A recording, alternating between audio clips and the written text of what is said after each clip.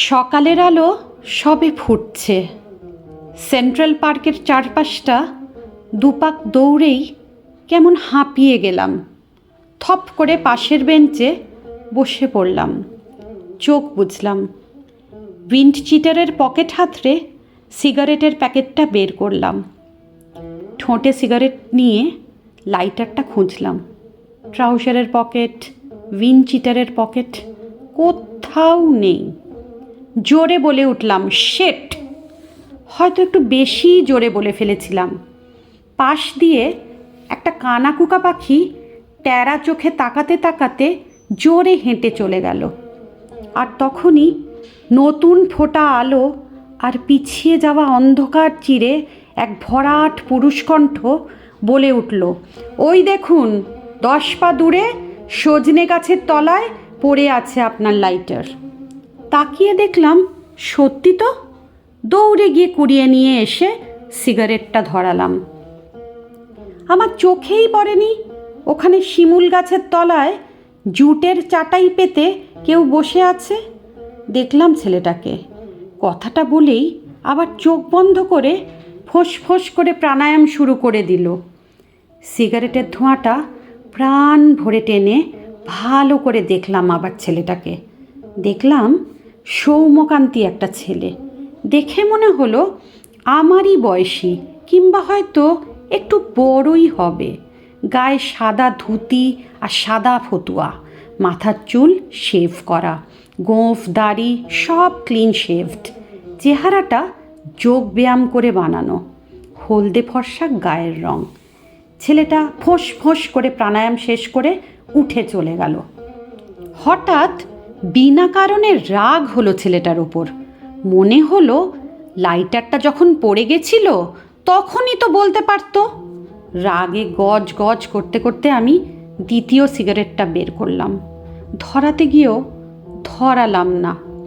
অনেক সিগারেট খাওয়া হয়ে যাচ্ছে, দম কমে যাচ্ছে। ভাবলাম না, ছেড়ে দেব, পরের মাস থেকেই ছেড়ে দেব। উঠে ধীর পায়ে হাঁটা দিলাম। নিজেকে বললাম, Mohana Bhattacharya, you should quit smoking. Phone বেজে উঠল। দেখলাম জোজো ফোন করেছে। জোজো মানে জয়িতা। হ্যালো মো, কী রে, কোথায় তুই? আমি বললাম, হাঁটতে এসেছিলাম। জোজো বলল, বাবা, আমারও সব হাঁটাফাটা হয় না বুঝলি। আজ যাবি? জোজোটার চিরকালই লাফাঙ্গা টাইপের, কথার ধরনও ওরমই। আমি বললাম, কোথায়? ভুলে গেলি ভাই, অনির্বাণের ওখানে আজ পার্টি ভাই, ঝন্টু খাওয়াবে। আমি বললাম, যাব, তুই রাখ এবার ফোন। কানে থার্ড পিয়াসিংটাতে খুব ব্যথা করছে। কেন যে করাতে গেলাম। আনমনে হাঁটতে হাঁটতে গিয়ে গাড়িতে উঠলাম। রেড এফএমটা চালালাম। বেজে উঠল রুকে রুকে সে কদম। গানটা শুনেই মনটা খুব খারাপ হয়ে গেল। মনটা আজ কেমন উদাস উদাস লাগছে।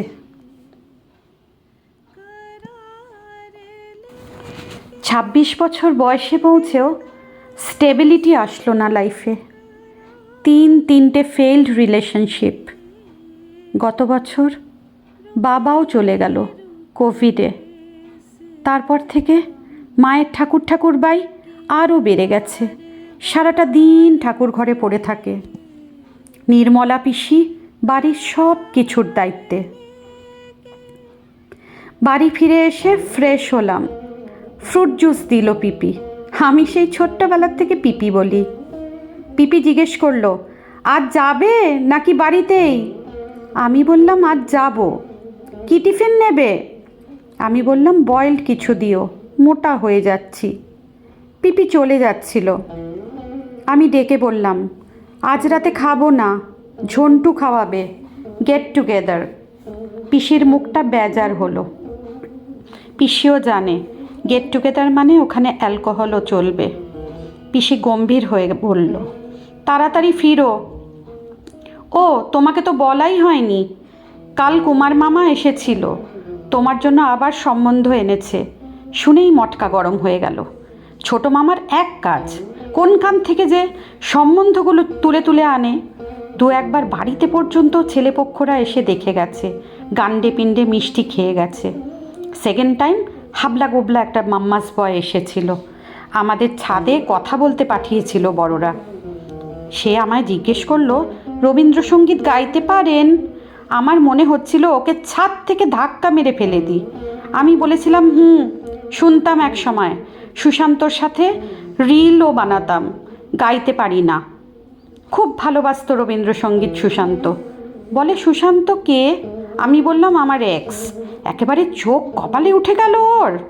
আমাকে জিজ্ঞেস করলো, আপনার আগে সম্পর্ক ছিল? আমি বললাম, একটা নয়, তিনটে।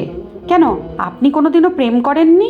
বলেন, না, পড়াশোনা আর গান করতে করতে। আমি জিজ্ঞেস করলাম, কেন? ভালো লাগেনি কাউকে? লজ্জায় লাল হয়ে গেল। বলল, ভালো লাগতো একজনকে। আমি জিজ্ঞেস করলাম, কেন ভালো লাগতো? বলে, মায়ের মতো কেয়ারিং, বোঝো। জিজ্ঞেস করলাম, কি করে বুঝলেন মায়ের মতো কেয়ারিং? বলে, কোচিংয়ে একদিন বৃষ্টির সময় ওর নাকি ছাতাটাও ভাঁজ করে দিয়েছিল। আমি বললাম, আপনি প্রপোজ করেননি? বলে, মা নিয়ে আসতো, নিয়ে যেত, সুযোগ হয়নি। আমার শুনে মনে হয়েছিল যে একে বিয়ে করাচ্ছে ঝুলে পড়া ভালো। হাবলুস মিষ্টি টিষ্টি খেয়ে সেদিন চলে গেছিল। ও বাবা, পরের দিন হাবলুসদের বাড়ির থেকে ফোন আসে যে ওদের মেয়ে পছন্দ। অনেক কষ্টে জান বাঁচিয়েছিলাম। মাকে বলেছিলাম আর যেন কোনো দিনও কাউকে এভাবে বাড়ি না আনে। আমি তাহলে বাড়ি ছেড়ে একদম হোস্টেলে গিয়ে থাকবো। কিন্তু কুমার মামা হাল ছাড়ার লোক নয়। মা আমাকে ভালো চেনে, তাই আর ঘাঁটায়নি।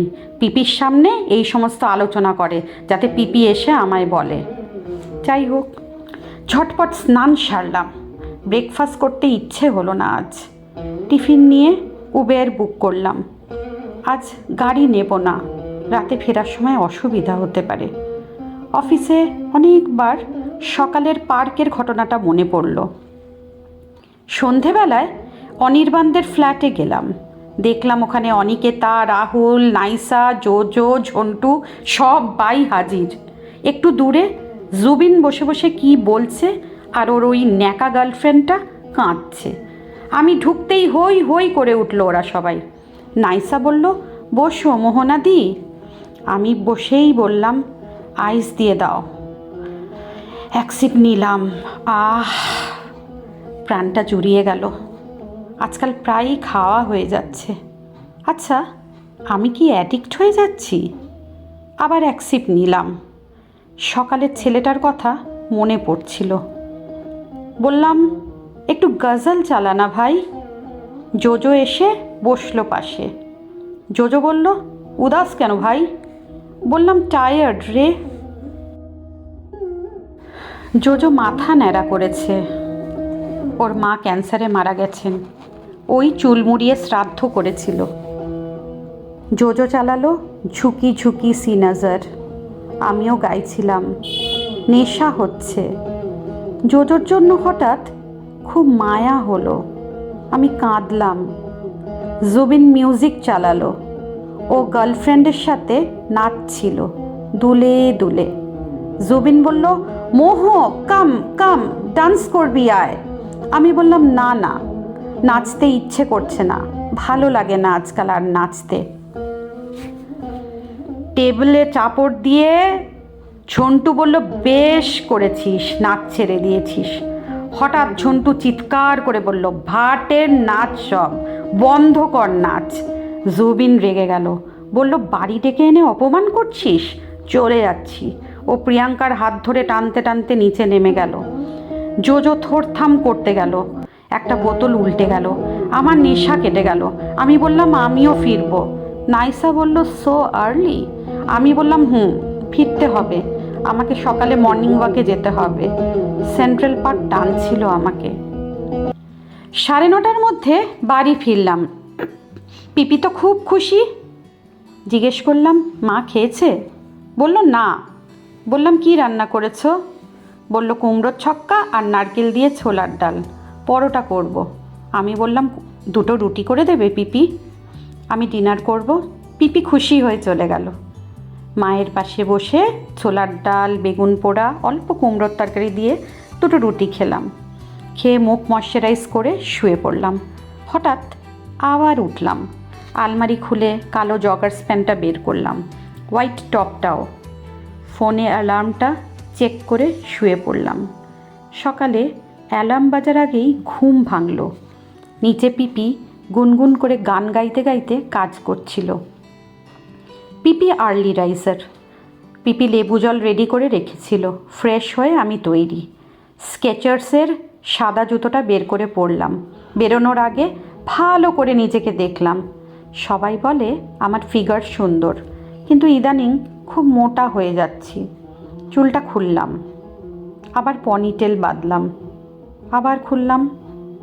এরপর হালকা করে বিনুনি বেঁধে নিলাম, হেডব্যান্ডটা পরে নিলাম। জিম ব্যাগ থেকে ডিওটা বের করে লাগিয়ে নিলাম। গাড়ি বের করলাম অভ্যস্ত হাতে। লুকিং গ্লাসে নিজেকে দেখে ভালো লাগলো। এখনও বাইরে অন্ধকার। শোঁ করে গাড়ি চালিয়ে সেন্ট্রাল পার্কে পৌঁছে গেলাম ঠিক 15 মিনিটে। খুব রেস্টলেস লাগছিল গেট দিয়ে ঢোকার সময়। আমি আস্তে আস্তে করে জগিং শুরু করলাম। দু একজন ছড়িয়ে ছিটিয়ে ব্যায়াম করছে ফাঁকা ফাঁকা। দৌড়তে দৌড়তে সজনে গাছের কাছে এসে দেখি কই না তো কেউ নেই আজ ওখানে। আমি মনে মনে খুব দমে গেলাম। দৌড়ানোর ইচ্ছেটাই চলে গেল। হঠাৎ নিজেকে নিজের কাছেই খুব অচেনা লাগলো। আমি নিজেকে একটু সামলে নিয়ে ভাবলাম, কি করছি আমি? Run Mohona run, you have to lose weight. এই ভেবে আবার দৌড়তে লাগলাম।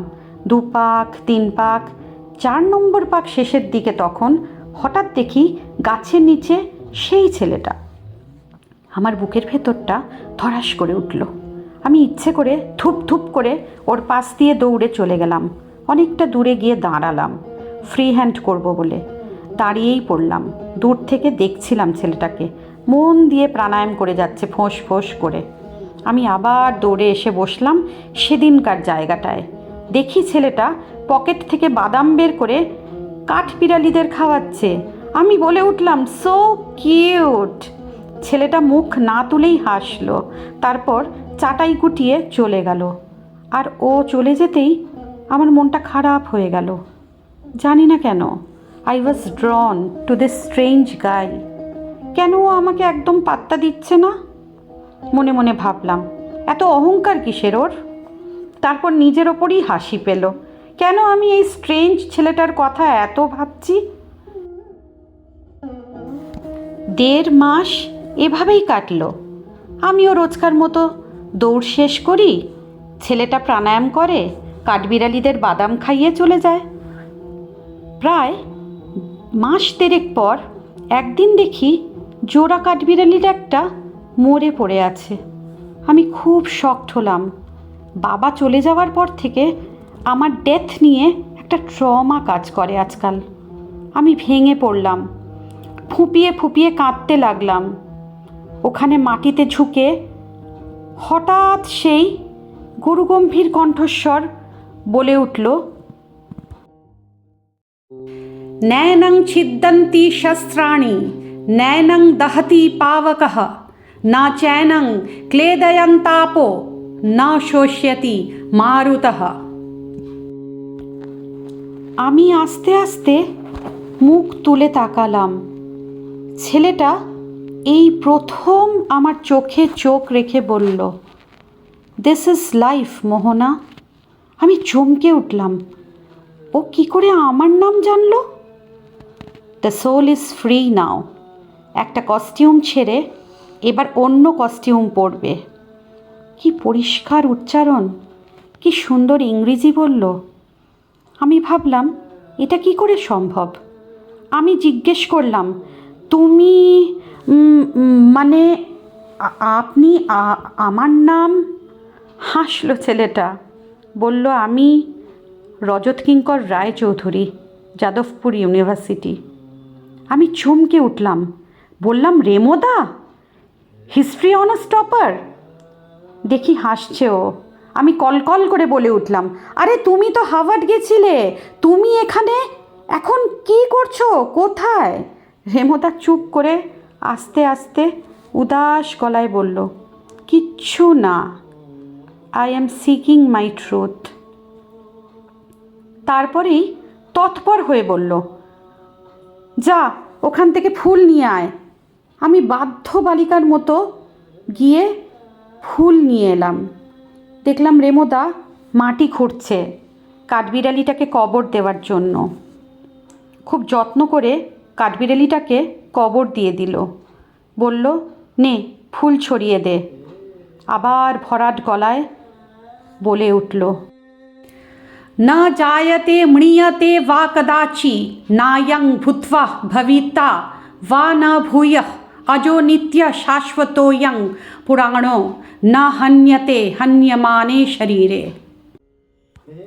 আমি মন্ত্রমুগ্ধের মতো চেয়ে থাকলাম। আমি নাস্তিক, ঠাকুর মানি না, বাবাও নাস্তিক ছিলেন, মা একেবারে চূড়ান্ত রিলিজিয়াস।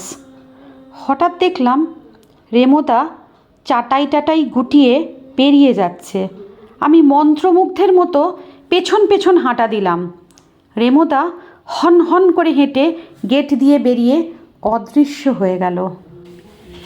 রেমোদার কলেজে খুব সুনাম ছিল, খুব ভালো স্টুডেন্ট ছিল আর খুব ভালো গান গাইতো।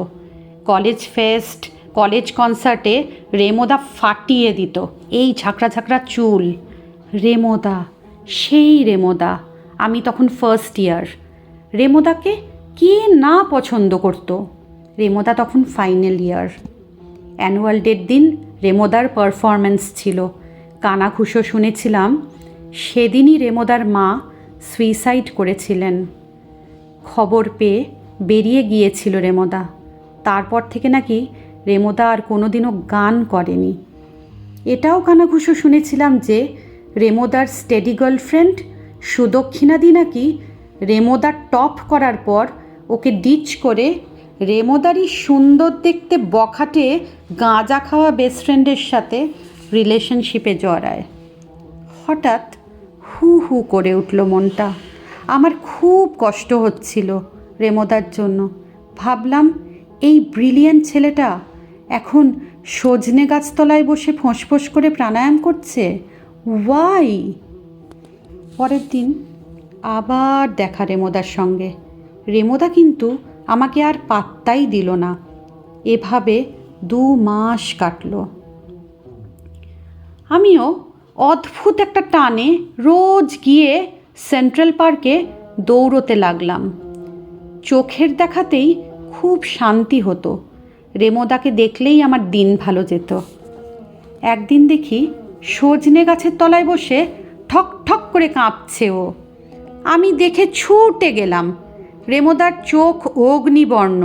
আমি গিয়ে তাড়াতাড়ি গায়ে হাত দিয়ে দেখলাম গা পুড়ে যাচ্ছে। আমি বললাম, এ কি, তুমি এই জ্বর নিয়ে কেন এসছো? রেমোদা বলল, তুই বুঝবি না এসব। সাধনার মাঝে কোনো কিছু অন্তরায় হতে পারে না রে। তুই ছাড় আমায়, নিজের কাজ কর। আমার খুব রাগ হলো। বললাম, তুমি সুস্থ হয়ে যত ইচ্ছে তোমার সাধনা ফাধনা করোগে, আমার চোখের সামনে যতক্ষণ থাকবে আমি তোমায় কিছুতেই ছাড়ব না। প্রায় জোর করেই রেমোদাকে ধরে তুললাম। বললাম, চলো তোমাকে বাড়ি ছেড়ে আসি। রেমোদা বলল, আমি পারবো, তুই যা। আমি বললাম, না, আমি পৌঁছে আসবই। রেমোদার কাঁপুনি আরও বেড়ে গেছে। আমি বললাম, চলো। প্রায় টানতে টানতে রেমোদাকে নিয়ে আমার ফিয়েটে তুললাম। রেমোদা সিটে বসে নেতিয়ে পড়ল। আমি বললাম, কোথায়? রেমোদা উত্তর দিতে পারল না। আমি সোজা রেমোদাকে নিয়ে আমাদের বাড়ি এলাম। বাবা ডক্টর হওয়ার সুবাদে আমার বেসিক ট্রিটমেন্ট জানা ছিল। আমি বাড়ি ফিরে চেঁচিয়ে ডাকলাম, পিপি, শিগগির এসো। পিপি ছুটতে এসে বলল, এ কে গো? আমি বললাম, শিগগির ধরো, একে বাবার রুমে নিয়ে চলো।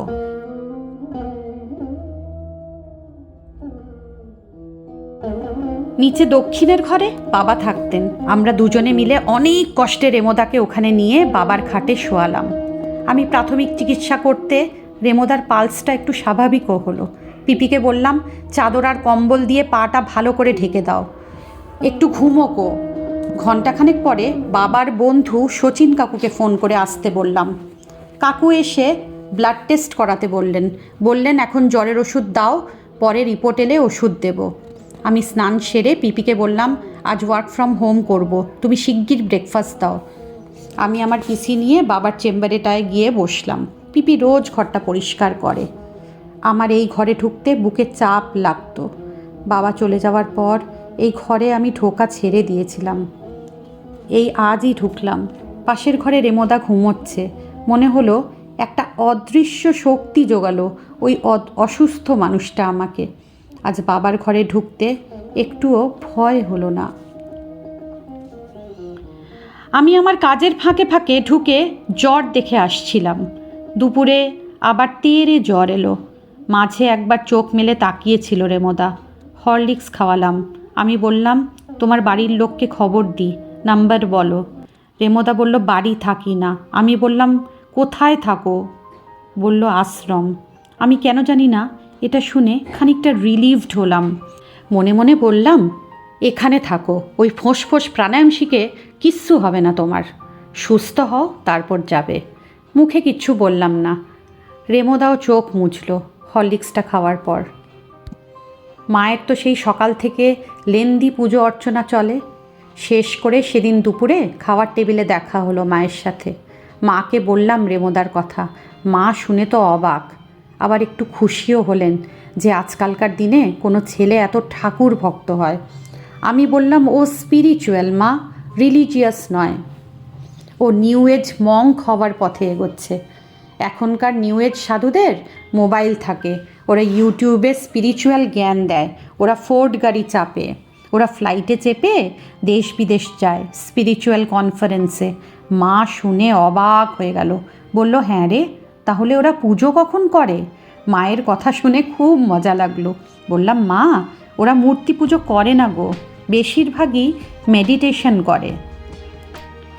মা চুপ করে শুনল। তারপর হঠাৎ কি মনে করে নিরুপিসিকে বলল, ও নিরু, নারকেল এনেছো? আমি গোপালের জন্য নাড়ু করব। আমার খুব রাগ হলো। বললাম কবে থেকে বলছি আমায় একটু তোমার হাতের ফ্রেঞ্চ টোস্টটা করে খাওয়াও মা, তুমি করছো না। ডিম ছোবো না, এই ছোবো না, ওই ছোবো না, কিন্তু তুমি গোপালের জন্য ঠিক নাড়ু করছো। I hate your Gopal. মা ভয়ে ডুকরে উঠল। ক্ষমা করো গোপাল, ক্ষমা করো ওকে। আমি রাগে ফুঁসতে ফুঁসতে চটি ফটাস করে সিঁড়ি দিয়ে ওপরে উঠে গেলাম। এখনও নতুন প্রজেক্টের প্রেজেন্টেশন তৈরি করা বাকি। মাঝে নিরুপিপি বলে গেল যে রেমো দাদা খায়নি, একটু স্যুপ চুমুক দিয়ে খেয়েছে, ওষুধ খেয়ে আবার ঘুমিয়ে পড়েছে। অনেক রাতে গিয়ে উঁকি মেরে দেখে এলাম রেমোদা অঘোরে ঘুমোচ্ছে। আমি নিচেই শুলাম সেদিন মায়ের ঘরে। নিরুপিপির ঘরও মায়ের ঘরের লাগোয়াই। পিপি বলল তুমি ঘুমাও, আমার ঘুম হয় না রাতে, আমি খেয়াল রাখবো। আমার কিন্তু এক ফোঁটা ঘুম হলো না সে রাতে। ছটফট করতে লাগলাম। মা নাক ডাকছিল খুব। মোটা হয়ে যাওয়ার পর থেকে মা খুব নাক ডাকে। আমি উঠে রেমোদার ঘরে ঢুকে দেখলাম রেমোদা আবার গা পুড়ে যাচ্ছে। মাথায় জলপট্টি দিয়ে ওষুধ খাইয়ে দিলাম। রেমোদা মা মা করছিল। জ্বর কমতে আস্তে আস্তে গায়ে কম্বলটা টেনে দিয়ে আবার মায়ের ঘরে এসে শুয়ে পড়লাম। বাইরেটা গুমোট হয়ে আছে। আমার মনটাও খুব ভার হয়ে গেল। পরের দিন প্রেজেন্টেশন। আমি বাবার চেম্বারে আবার উঠে গেলাম। গিয়ে পিসিতে যেটা করার করে মেসেজ করে দিলাম আরপিকে। ভোর হয়ে আসছিল। আমি ঘুমিয়ে পড়লাম। 3 দিন 3 রাত বারে বারে জ্বর এলো গেল। অনেকটা করে জ্বর উঠছিল। মায়ের ঠাকুর দেওয়াও বেড়ে গেল। আরও বেশি করে করে জপ তপ করতে শুরু করে দিল। নিরুপিপি তো সারা দিন এটা ওটা খাবার করে নিয়ে রেমোদাকে সাধতে লাগলো। যদি কিছু খায় রেমোদা। রিপোর্টে টাইফয়েড ধরা পড়ল। ডক্টর কাকু ওষুধ চালু করে দিলেন। বললেন ভালো করে খাওয়া দাওয়া করাতে। শরীর দুর্বল, হিমোগ্লোবিন কম আছে, জ্বরটাও আসছিল যাচ্ছিল। সেদিন মা বটতলায় গিয়ে রেমোদার জন্য লাল সুতো বাঁধল। আমি মাকে গাড়ি করে নিয়ে গেছিলাম। আগে যতবার মা এসব করতে যেত আমি বলতাম যাও ড্রাইভার কাকুকে নিয়ে যাও, আমার জাস্ট এইসব সহ্য হয় না। সেদিন কিন্তু আমি নিয়ে গেলাম। গাড়িতে বসে বসে দেখলাম কত লোক আসছে। বটগাছে লাল সুতো বাঁধতে। 6 দিনের দিন জ্বরের প্রকোপ কমল, কিন্তু ও অনেকটাই দুর্বল হয়ে গেছিল। জ্বর কমতে রেমোদা আশ্রম ফিরে যেতে চাইল। নিরুপিপি ধমক দিয়ে থামিয়ে দিল। কদিন নিরুপিপি খুব গার্জিয়ানগিরি করল রেমোদার ওপর। নিরুপিপি একদিন খাবার টেবিলে এসে বলল, জানো রেমোদাদার আদি বাড়িও ঢাকায়। আমি বললাম, ও সেই জন্য বুঝি তোমার এত গার্জিয়ানগিরি আর তোমার সাথে এত ভাব, তোমার দেশের লোক বলে? নিরুপিপি বলল, আমি বলে দিয়েছি সুস্থ হয়ে তারপর তুমি বাড়ি যাবে। 7 দিনের দিন রেমোদা দেখলাম অনেকটা সুস্থ। আমাকে জিজ্ঞেস করলো, তোর প্রেজেন্টেশন কেমন হলো রে? আমি অবাক হলাম। তুমি কি করে জানলে? বলল, নিরুপিসি বলেছেন যে এই প্রেজেন্টেশন ভালো করে করলে নাকি তুই কানাডা যাবি, তোর নাকি পাসপোর্ট রেডি। আমি বললাম, প্রেজেন্টেশন করিনি। রেমোদা বলল, কেন? অর্ণবকে সেদিন রাতেই পাঠিয়ে দিয়েছি, ও করুক, ও যাক, আমি যাব না। আমি খুব ক্লান্ত এই কর্পোরেট জব করে। রেমোদা বলল, তাহলে কি করবি তুই? বললাম, জানি না, ভাবিনি, কিন্তু কানাডা যাব না। রেমোদার চোখ এক মুহূর্ত উজ্জ্বল হলো, কিন্তু ও মুখ ঘুরিয়ে নিয়ে বলল, আমাকে এবার ফিরতে হবে রে মোহনা। আমার ভেতরটা আবার হু হু করে উঠল। আমার বলতে ইচ্ছে করলো, তোমায় ফিরতেই হবে। রেমোদা আস্তে আস্তে বলল, অনেক করেছিস রে তোরা আমার জন্য এই কদিন। আমি চুপ করে থেকে বললাম, এটুকু সবাই করে, মানুষ মানুষের জন্য করবে না রেমোদা?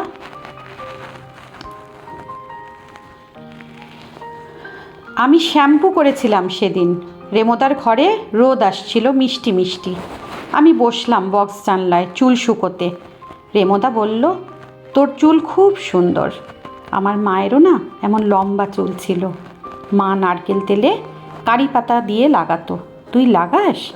আমি বললাম, না, তেল ফেল আমি লাগাই না। বলল, লাগাবি, আমি কারি পাতা এনে দেবো তোকে, আশ্রমে প্রচুর গাছ। আমি ঘাড় নেড়ে বললাম, ঠিক আছে। আমি বললাম, তুমি তাহলে গৃহত্যাগী হয়ে সাধু হবে? কোনোদিনও বাড়ি ফিরবে না? বিয়ে টিয়ে করবে না? রেমোদা খুব হাসলো, বলল, তোর মতো মেয়ে পেলে সত্যি বিয়ে করব, সংসারী হব। এ সুযোগ কেউ ছাড়ে? সুন্দরী, কেয়ারিং, স্মার্ট, জব করা, এত দরদি একটা মেয়ে তুই, পাক্কা গিন্নি। আমি মুখ বেঁকিয়ে কপট রাগ দেখিয়ে বললাম, যাও। মনে মনে খুব আনন্দ হলো, লজ্জাও হলো। আমি বললাম, যাই। রেমোদা বলল, একটু বস না। আমি বললাম, আমার বুঝি কাজ নেই, বসে থাকলেই হবে? রেমোদা ডাকলো নরম করে, আয় না, এখানে একটু বস। আমি কাছে গিয়ে বসলাম।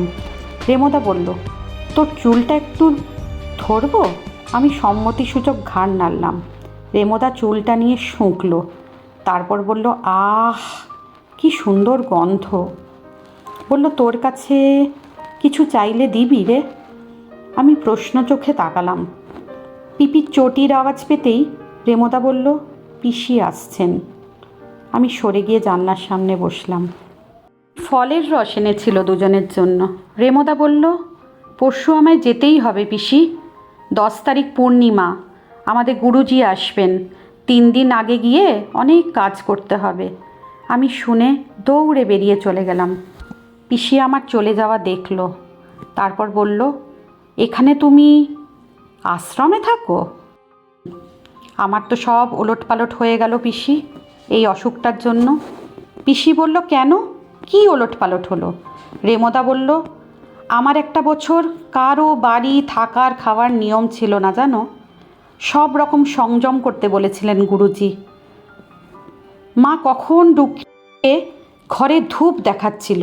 মা বলল, এটুকু ছেলে তুমি, তোমার তো ভোগই হলো না জীবনে, ত্যাগের প্রশ্ন আসছে কোথার থেকে? এত কঠিন ব্রত করা কি চারটিখানি কথা? সংসারে থেকেও ঈশ্বর সেবা হয়। রামকৃষ্ণ আর সারদা মা সংসারী ছিলেন। রেমোদা অভিভূতের মতো চেয়ে রইল মায়ের দিকে। মাসিমা কী করে ওর মনের কথা টের পেয়ে গেলেন? সত্যি তো ও এখনও তৈরিই হতে পারেনি পুরোপুরি। রেমোর খুব অস্বস্তি হচ্ছিল। সেদিন অফিস করে ফিরে দেখি ডাইনিং টেবিলে রেমোদা আর মা খুব খোশ গল্প করছে, আর রেমোদা গোপালের জন্য মায়ের সাথে বসে নাড়ু পাকাচ্ছে। মাকে অনেক দিন পর আমি এত খুশি দেখলাম। মা আমায় দেখেই বলে উঠল, মৌ এই দেখ, ও আমার জন্য এত ফুল নিয়ে এসেছে, নাড়ু পাকিয়ে দিয়েছে। আমি আর আজ মায়ের গোপালের সাথে রেষারেষি করলাম না। মা আবার কি বলতে গেল, রেমোদা নিজের ঠোঁটে আঙুল ঠেকিয়ে ইশারায় চুপ করিয়ে দিল মাকে। রেমোদা বলল, যা ফ্রেশ হয়ে আয়। আমি ওপরে গিয়ে ঝটপট ফ্রেশ হয়ে নিচে এলাম। দেখি রান্নাঘর থেকে বেরোচ্ছে রেমোদা। বলল, বস, দেখ তো মাসিমার মতো হয়েছে কি না। দেখি ফ্রেঞ্চ টোস্ট। আমি বললাম, তুমি বানালে? বলল, ম্যাডাম আমি বানিয়েছি। আমি তো অবাক। আমি বললাম যে, তুমি পারো রান্না? মানে রেমোদা বলল, হাওয়াতে থাকাকালীন সব শিখতে হয়েছে রে। আমি একটা কামড় দিলাম। উফ, অসাধারণ। বললাম 10-এ 10। মার পিপি দেখলাম হাসছে। পরদিন সকালে মার পিপি দক্ষিণেশ্বর যাবার জন্য তোড়জোড় করছিল। মা পুজো দেবে রেমোদার নামে, মানত করেছিল মা। অনেক দিন বাদে মাকে সেই আগের ফর্মে দেখলাম। মা রাতেই অফ হোয়াইট তসর জামদানিটা বের করে রেখেছিল। বলল বিকেলে একেবারে বেলুর মঠের আরতি দেখে ফিরবে। সকালেই রেমোদা কানের কাছে এসে ফিস ফিস করে বলেছিল, শাড়ি পরিস আজ প্লিজ আমার জন্য। কথাটা আমাকে পাগল করে দিল। আমি আজ রেমোদার জন্য খিচুড়ি বানালাম ইউটিউব দেখে। সকালে দুজনেই ফল খেলাম বাটি ভরে। খিচুড়িটা দুর্দান্ত হয়েছিল, সাথে পাঁপড় ভাজা। রেমোদাই ভাজলো পাঁপড়। আমি রান্না সেরে স্নান করে শাড়ি পরেছিলাম, আজরাক প্রিন্টের ব্লু আর মভের অদ্ভুত কম্বিনেশনের কটন শাড়ি। চোখে কাজল পরলাম। মায়ের মতো করে খুব সুন্দর করে গুছিয়ে খেতে দিলাম রেমোদাকে। রেমোদা বলল, মনে হচ্ছে নতুন বউ নিয়ে সংসার করছি, বলে হাসলো করে। আমি লজ্জা পেয়ে ছুট দিলাম রান্নাঘরে। রেমোদা ডাকলো, কোথায় পালালি? আচার আছে নাকি রে বাড়িতে? থাকলে একটু দিয়ে যা। আমি খুঁজে খুঁজে আম তেলটা আনলাম। দুপুরে রেমোদা শুলো। আমি বক্স জানালায় গিয়ে বসলাম। বললাম, তোমাদের আশ্রমে মেয়ে নেই রেমোদা? রেমোদা বলল, গুরুবোনেরা আছেন, তাদের আলাদা জায়গায় আশ্রম। কি আত্মত্যাগ রে, কি অসীম ক্ষমতার অধিকারিণী সব। আমি বললাম, কেমন? বলল, সব কিছু ছেড়ে, ফ্যামিলি, কেরিয়ার, সাজগোজ সব কিছু ছেড়ে চুল ছেঁটে এসে অক্লান্ত পরিশ্রম করছে, সোশ্যাল ওয়ার্ক করছে দিন রাত। অনাথ বাচ্চাদের মানুষ করছে, পড়াচ্ছে, অসুস্থদের, বয়স্কদের সেবা করছে। আমি অবাক হয়ে শুনলাম। আমি জিজ্ঞেস করলাম, ওরা কেউ ফ্যামিলিতে ফিরবে না রেমোদা? রেমোদা বলল, না রে, যারা সত্যের সন্ধান পেয়ে যায় তাদের আর পিছু টান থাকে না রে। আর তোমার পিছু টান নেই রেমোদা? রেমোদা ঘাড় নাড়ল, বলল, না রে, আমারও কোনো পিছু টান নেই। বুকটা ফেটে যাচ্ছিল শুনে। এই উত্তরটা আমি এই মুহূর্তে আশা করিনি রেমোদার কাছ থেকে। বলতে ইচ্ছে করছিল, আমি তোমার কেউ নই রেমোদা। রেমোদা ঘাড় নেড়ে নেড়ে বলল, না, এখানে আমার কেউ নেই। আমি আস্তে আস্তে বললাম, বাবা? রেমোদা বলল, আবার বিয়ে করেছেন রে। কেমন আর্তনাদের মতো শোনালো। আমি বললাম, ওহ, মা সুইসাইড করেছিল এই মহিলার জন্য। For that beach. একটা বিচ্ছিরি স্ল্যাং ইউজ করলো রেমোদা। আমি অবাক চোখে রেমোদাকে দেখলাম। রেমোদার চোখ তখন লাল, মুখটা ভেঙে চুরে যাচ্ছিল। বলল, মা অসুস্থ ছিল, নার্ভের পেশেন্ট, অনেক দিন থেকে। ঠক ঠক করে কাঁপছিল রেমোদা। আমি ছুটতে এসে রেমোদাকে জড়িয়ে ধরলাম। খুব কাঁপছিল রেমোদা। আমি অসহায়ের মতো বললাম, সরি সরি রেমোদা, আই লাভ ইউ রেমোদা। রেমোদা এবার কাঁদলো, হাউ হাউ করে কাঁদলো রেমোদা। আমি জাপটে ধরে থাকলাম ওকে। আমিও কাঁদলাম। মনে হচ্ছিল দুটো ভাঙা মানুষ এক জায়গায় এসে গোটা হচ্ছে। অনেকক্ষণ পর রেমোদা শান্ত হলো। রেমোদা বলল, অনেক দিন বাদে সেই মায়ের চলে যাওয়ার পর আমি আজ তোর খেতে দেওয়া যত্নের মধ্যে মায়ের ছোঁয়া পেলাম রে। যা, পর্দাটা টেনে দিয়ে আয় মৌ। ওই বাড়ির কাকিমা ছাদে উঠে দেখছে তখন থেকে। বাবা আমায় মৌ বলে ডাকত। আমি মন্ত্রমুগ্ধের মতো গিয়ে পর্দা টেনে দিলাম। রেমোদা ডাকলো, বলল, কাছে আয় মৌ। আমার বুকটা না ধড়াস করে উঠল। রেমোদা বলল, তোর সব মনের কথা শুনবো আজ। আমি আর রেমোদা সোফায় গিয়ে বসলাম। রেমোদা সোফার ওপরে পা তুলে বাবু হয়ে বসল। বলল, চাদরটা দে, আরাম করে বসি। সারাটা দিন ধরে আমি আমার সমস্ত দুঃখের কথা শোনালাম রেমোদাকে আর কাঁদলাম। রেমোদা খুব মনোযোগ দিয়ে শুনলো আমার কথা। বাবার চলে যাওয়ার কথা, তিনটে ফেইল্ড রিলেশনশিপের কথা, আমার বেস্ট ফ্রেন্ড রাজশ্রীর সাথে আমার ঝগড়া হওয়ার কথা। হয়তো জীবনেই প্রথম যোজবাদে কেউ শুনলো আমার মনের কথা এইভাবে। রেমোদা বলল, তুই আমার অনাঘ্রাতা মৌফুল। কি ইচ্ছে করে জানিস? আমি বললাম, কি? ইচ্ছে করে বেড়া দিয়ে তোকে ঘিরে রাখি। আমি বললাম, অনাঘ্রাতা মানে কি গো? বলল, বাংলা পড়িস না না একদম। আমি বললাম, কম। কখন কথা বলতে বলতে বিকেল গড়িয়ে সন্ধে হলো। আমি বললাম, মাথাটা ধরেছে গো। রেমোদা বলল, তুই বস, কফি আছে? আমি বললাম, না তো, তবে আনিয়ে দিতে পারবো। রেমোদা বলল, আনা, আজ আমি কফি করে খাওয়াবো তোকে। রেমোদা কফি করলো। রেমোদা বলল, খুব ড্রিঙ্ক করিস না তুই? মাথা নামিয়ে বললাম, হুম। আমি বললাম, তুমি আমায় জাজ করলে? ও বলল, ধুর পাগলি, তুই খুব মিষ্টি একটা মেয়ে, একটা দারুণ মানুষ তুই, তোকে আমি জাজ করব? নেভার। তোর স্থান আমি যত মেয়েদের দেখেছি, মিশেছি, তাদের সবার ওপরে। রেমোদার কথা শুনে আমি আহ্লাদে আটখানা হয়ে গেলাম। জানি না কখন সন্ধে হয়ে গেছে। পাশের বাড়ির শঙ্খে আওয়াজ হতেই রেমোদা ছটফট করে উঠল। বলল, মৌ, সন্ধেটা দি। আমি উঠে গেলাম। রেমোদা আজ আমাদের ঠাকুর ঘরে গাটা ধুয়ে ঢুকলো। সুন্দর করে পুজো করে ধ্যানে বসলো। 9টায় মারা ফিরল। আমি বললাম, আমি আজ আর খাবো না পিপি। পিপি বলল, ঠিক আছে, একটু রাত করে বোর্নভিটা দিয়ে দেব, বিস্কুট দিয়ে খেয়ে শুয়ে পড়ো।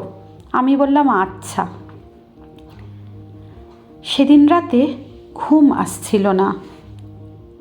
মনে হচ্ছিল রেমোদা আমায় কেন একবারও কাছে টেনে নিল না। আচ্ছা, শাড়ি পরতে বলল কেন রেমোদা আমায়? ভাবলাম, আচ্ছা, আমি কি খুব মোটা হয়ে গেছি? হঠাৎ সুদক্ষিণাদির কথা মনে পড়ল। অসম্ভব সুন্দরী ছিল সুদক্ষিণাদি। খুব ইনসিকিওর লাগছিল। আমার মুখটা অত ভালো নয়, নাকটাও বোঁচা, চোখ দুটো আমার একটু বড়। কত রকম ভাবনার ঢেউ আমার মনের ঘাটে এসে আছাড় মারতে লাগলো। আমি পাশ বালিশটায় মাথা দিয়ে মনে মনে বলছিলাম, রেমোদা, রেমোদা, তুমি কেন আমায় একটু কাছে টেনে নিলে না রেমোদা? হঠাৎ দরজায় আলতো টোকার আওয়াজ হলো। আমি কান খাড়া করে শুনলাম। আবার একটা টোকা। আমার ষষ্ঠ ইন্দ্রিয় সজাগ হয়ে গেল। এবার তৃতীয় টোকা, আর রেমোদার চাপা গলায় ডাক, মৌ, দরজা খোল। অবাক হলাম আমি। রেমোদা এত প্রত্যয়ের সাথে বলছে দরজা খোল, যেন জানে যে আমি জেগে। দরজা খুলতেই দেখি রেমোদার চুল উস্কো খুস্কো, চোখ উদ্ভ্রান্তের মতো। রেমোদা বলল, মৌ, আজ রাতটা আমায় দিবি মৌ, প্লিজ প্লিজ মৌ। আমার নিজের চোখ কানকে বিশ্বাস করতে পারছিলাম না আমি। রেমোদা কি মনের কথা টের পায়? কোন সাধনার বলে? ও কি করে জানলো আমি জেগে ওর জন্য ছটফট করছি? আমার চোখে তখন স্বপ্ন, মনে হচ্ছিল আমি স্বপ্ন দেখছি। রেমোদার যোগ ব্যায়াম করা বলিষ্ঠ বুকে আমি মাথা রাখলাম। খুব গরম ঘরটার মধ্যে আজ।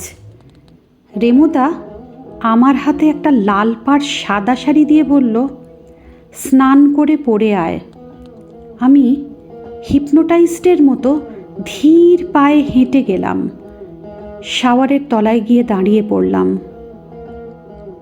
শাওয়ারটা চালিয়ে দিলাম। স্নান সেরে রেমোদার দেওয়া শাড়িটা পরলাম ভিজে গায়ে। বাইরে বেরোতেই রেমোদা আমার হাত ধরে খুব যত্ন করে টেবিলে বসালো। রেমোদা এক কৌটো সিঁদুর বের করে আমার সিঁথিতে ঢেলে দিল। আমার পুরো পৃথিবীটা দুলে উঠল। রেমোদা আমার পায়ে একটা পদ্ম ফুল রেখে সাষ্টাঙ্গে আমাকে প্রণাম করল। আমি চমকে উঠলাম, উঠে দাঁড়িয়ে পড়লাম। প্রণাম করেই রেমোদা আমার দুটো পায়ের ওপরে আলতো করে ঠোঁট ছোঁয়ালো। আমি কেঁপে উঠলাম। রেমোদা আস্তে আস্তে চণ্ডী পাঠ করছিল। ত্বং স্বাহা ত্বং স্বধা ত্বং হি বশটকারঃ স্বারাত্মিকা সুধা স্বং অক্ষরে নিত্যে ত্রিধা মাত্রাত্মিকা স্থিতা अर्धमात्रा स्थिता नित्या जानोच्चार्या विशेषतः। রেমোদার ঠোঁটের ছোঁয়ায় আমার সমস্ত শরীর জীবন্ত নামাবলী হয়ে উঠল। ঝড় উঠেছিল, বিদ্যুৎ চমকালো, কোথাও জোরে বাজ পড়ল। সমুদ্রের তুফানে তখন আমি আর রেমোদা পাল তোলা নৌকোয় ভাসছি। ত্বমেব সন্ধ্যা সাবিত্রী ত্বং দেবী জননী পরা ত্বয়েতৎ ধার্যতে বিশ্বং ত্বয়েতৎ সৃজ্যতে জগৎ ত্বয়েতৎ পাল্যতে দেবী তমৎস্যন্তে চ সর্বদা। সেদিন সারা রাত রেমোদার চোখে কখনো আগুন দেখলাম, কখনো আবেগ। আমার মনে হচ্ছিল একটা করে সুপারনোভা এক্সপ্লোশন হচ্ছে কোথাও, আর একটা করে গ্যালাক্সি ফর্ম করছে। কোথাও আবার একটা এক্সপ্লোশন হচ্ছে, আবার নতুন করে একটা গ্যালাক্সি এক্সপান্ড করছে। মনে হলো আমি আর রেমোদা মিলে কোটি কোটি গ্যালাক্সি নির্মাণ করছি সারা রাত ধরে। सृष्टौ सृष्टिरूपो त्वं स्थितिरूपा च पालने तथा संहृतिरूपान्ते जगतो ह्यस्य जगन्मये महाविद्या महामाया महामेधा महास्मृतिः। সকালে উঠে দেখি রেমোদা চলে গেছে। টেবিলে একটা চিঠি। রেমোদা লিখেছে, মৌ, আমার মৌ, পুনর্জন্ম দিলি তুই আমায় মোহনা। তুই আমার সব ক্ষত সারিয়ে দিলি। আমি আবার নতুন উদ্যমে বাঁচব। আশ্রম যাচ্ছি, ওখানকার পাঠ চুকিয়ে দেওয়ার সময় হয়েছে। কাল সকালে আশিস পার্কে। পূবের জানালা দিয়ে তখন নতুন আলো ঘরে আর আমার মনে প্রবেশ করছিল। আমি হাসছিলাম। আমার খোলা চুলে তখন রেমোদার ঘ্রাণ। হঠাৎ শুনতে পেলাম নিচে পিসি আর মা হই হই করছে, রেমোদা চলে গেছে বলে। আমি বিছানায় বসে হাসলাম। শুনলাম দুজনের চটির আওয়াজ, ওই ওপরে আসছে। আমি সঙ্গে সঙ্গে কম্বল দিয়ে মাথাটা ঢেকে ঘুমোনোর ভান করলাম। মা পিপি দুজনেই দরজার থেকেই উঁকি দিয়ে আমায় ঘুমোতে দেখে আবার নিচে চলে গেল। সেদিনটা যে কি করে কাটলো আমি নিজেই জানি না। সকালে উঠে আয়নায় নিজেকে দেখে চমকে গেলাম। এক সিঁথি সিঁদুর। আমি শ্যাম্পু করে স্নান করলাম। বেলা 11টার সময় জোজোর ফোন এলো। জোজো বলল, কী রে, তোর সাধুটা কি এখনো আছে না গেছে? আমি বললাম, ওরম বলিস না ভাই। জোজো বলল, তোর কি ব্যাপার বলতো ভাই, ফোন তুলছিস না, গলার আওয়াজটাও ঠান্ডা, সত্যি বল। তুই কি আবার প্রেমে পড়লি নাকি? জোজো বলল। আমি হাসছিলাম। জোজো বলল, ডোন্ট ট্রাস্ট সাধুস, বুঝলে মামনি। আমি বললাম, তোর যত নেগেটিভিটি, তুই রাখ। জোজো বলল, আসবি নাকি? আজ হবে, নাইসা খাওয়াবে বলেছে। আমি বললাম, না ভাই, ছেড়ে দিয়েছি। জোজো বলল, কি বলছিস ভাই? আমি বললাম, হ্যাঁ, এই 7 দিন আমি স্মোকও করিনি রে। জোজো বলল, তো সাধু তো কামাল করে দিয়েছে, জাদু করলো নাকি ভাই সাধু বাবা? আমি বললাম, রাখ তুই, খালি ওকে টানবি না। জোজো শীষ দিয়ে উঠল, বলল, ও হো, আবার এখন ও। তারপর জোজো বলল, যাই করিস ভাই, বুঝে শুনে করবি, রাখলাম। জোজোটা চূড়ান্ত প্র্যাকটিক্যাল। আমি সারাদিন শুয়ে কাটালাম, সময় কাটছিল না। দুপুরের খাবার ঘরেই খেলাম। সন্ধে হলো, তারপর রাত্রির। রাত 3টে বাজতেই আমি উঠে পড়লাম। উঠে তৈরি হতে শুরু করলাম। 4টে বাজতেই গাড়ি নিয়ে বেরিয়ে গেলাম। গিয়ে দেখি পার্কের গেট বন্ধ। আমি গাড়িতেই বসে রইলাম।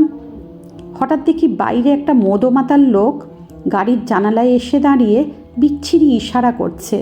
আমি ভয় পেয়ে কাঁচ তুলে দিলাম। লোকটা তাও নাছোড়বান্দা। আমি গাড়ি ঘুরিয়ে পার্কের উত্তর দিকের গেটে নিয়ে গিয়ে গাড়ি দাঁড় করালাম। ওদিকে চায়ের দোকানে তখন উনুন ধরাচ্ছিল একজন। একটু পরে দেখি দারোয়ান এসে তালা খুলে দিল। আমি আরও আধ ঘন্টা গাড়িতে বসলাম। রেমোদার উপর খুব অভিমান হলো। ভাবলাম, কাল কেন ওভাবে চলে গেল ও? আশু গাছ হবে ওর। আরও কিছুক্ষণ বাদে গাড়ির থেকে নেমে গিয়ে ভেতরে সজনে গাছের কাছের বেঞ্চে বসলাম। রেমোদা ঠিক টাইমে এলো না সেদিনও, কিন্তু যেই দেখলাম দূর থেকে রেমোদা আসছে, আমার রাগ উধাও। আমার ইচ্ছে হলো ছুটতে গিয়ে জড়িয়ে ধরি ওকে, কিন্তু রেমোদাকে গম্ভীর দেখলাম। আমার সামনে দাঁড়ালো এসে রেমোদা, বলল, বস ওখানে। নিজে দাঁড়িয়ে রইল। বলল, গুরুজি 2 দিন হলো এসে গেছেন আশ্রমে।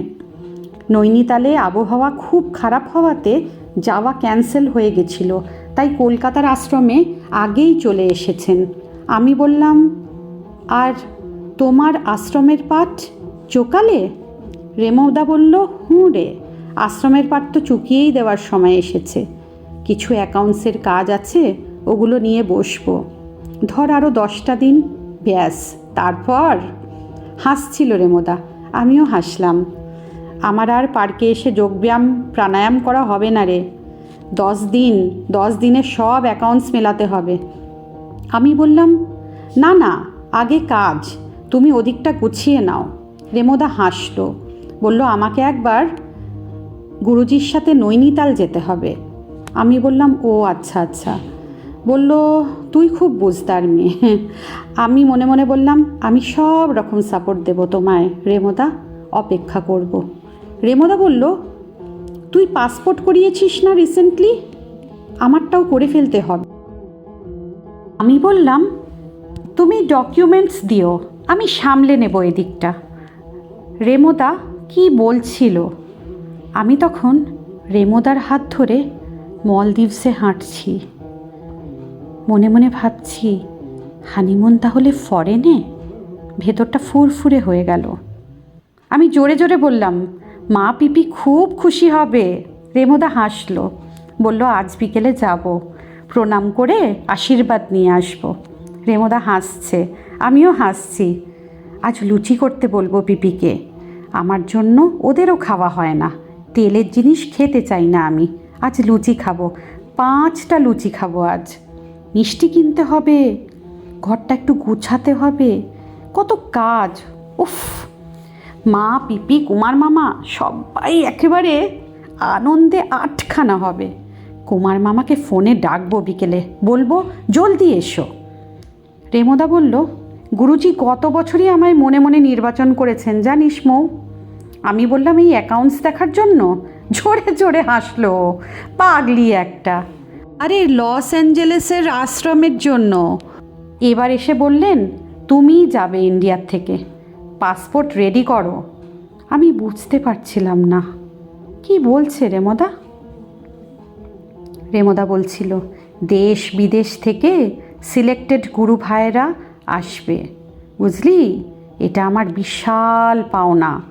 গুরুজির পরম কৃপা প্রাপ্ত হয়েছি রে মৌ। ওখানে আমরা অ্যাডভান্সড রাজযোগ শিখব। নিজের অজান্তে আমার ভেতরটা আস্তে আস্তে পাথর হয়ে যাচ্ছিল। রেমোদা বলছিল, তুই আমাকে যা দিয়েছিস তা দুর্মূল্য। তুই নতুন জীবন দিয়েছিস আমাকে মৌ। আমার আর কোনো চাহিদা নেই, পিছুটান নেই, ছিল না পিছুটান আমার কোনো দিনও। জৈবিক চাহিদা কিছু ছিল, রাগ ছিল বাবার ওপর, এখন একদমই নেই। তুই জানিস না তুই আমায় কতটা শান্ত করে দিয়েছিস, তুই আমায় কতখানি এগিয়ে দিয়েছিস আমার এই পথে। তোর মঙ্গল কামনা করি, আয়ুষ্মতি ভবা। রেমোদা হাত তুলে আশীর্বাদ করছিল। রেমোদা বলল, এবার আমি যাব রে, এই পার্কে আর কোনো দিনও আসা হবে না। তোর সাথে দেখা হওয়াটা ভবিতব্য ছিল। এ কদিন আশ্রমেই শরীরচর্চা প্রাণায়াম করে নেব, বুঝলি। গুরু ভাইরা খুব চিন্তা করছিল জানিস মৌ আমায় নিয়ে। রেমোদা কত কি বলে যাচ্ছিল, আমার কানে পৌঁছাচ্ছিল না। আচ্ছা, আমি কি কানে শুনতে পাচ্ছি না? দেখতে পাচ্ছিলাম রেমোদার ঠোঁট নড়ছে, রেমোদা কত কি বলছে। আমি রেমোদার ঠোঁট নড়া দেখছিলাম, কানে কিচ্ছু শুনতে পাচ্ছিলাম না, দেখছিলাম রেমোদা আবার হাত তুলে আশীর্বাদ করছে। এবার হেঁটে বেরিয়ে যাচ্ছে রেমোদা। তাই তো, সত্যি চলে যাচ্ছে রেমোদা। ওই গেটের বাইরে যাওয়ার আগেই ধরে ফেলতে হবে রেমোদাকে, না হলে আমি আর কোনোদিনও নাগাল পাবো না রেমোদার। আমার পাটা লোহার মতো ভারী হয়ে যাচ্ছে, আমি যে পা তুলতে পারছি না। আমি চিৎকার করতে চাইলাম, গলা দিয়ে স্বর বেরোলো না। আমি বসে পড়লাম থপ করে। হঠাৎ অসময়ে বৃষ্টি নামলো। প্রথমে ঝিরঝির করে, তারপর জোরে, ভীষণ জোরে। আমি ভিজে যাচ্ছিলাম।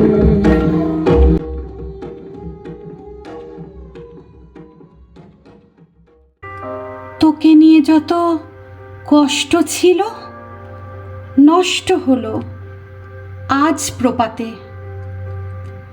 তোকে নিয়ে যত দুঃখ ছিল বিক্রি হলো পরের হাটে।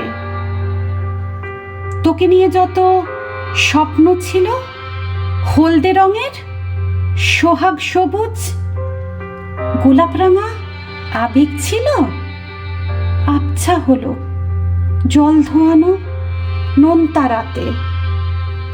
তোকে নিয়ে যত দুঃখ ছিল সব পালালো, সব পালালো।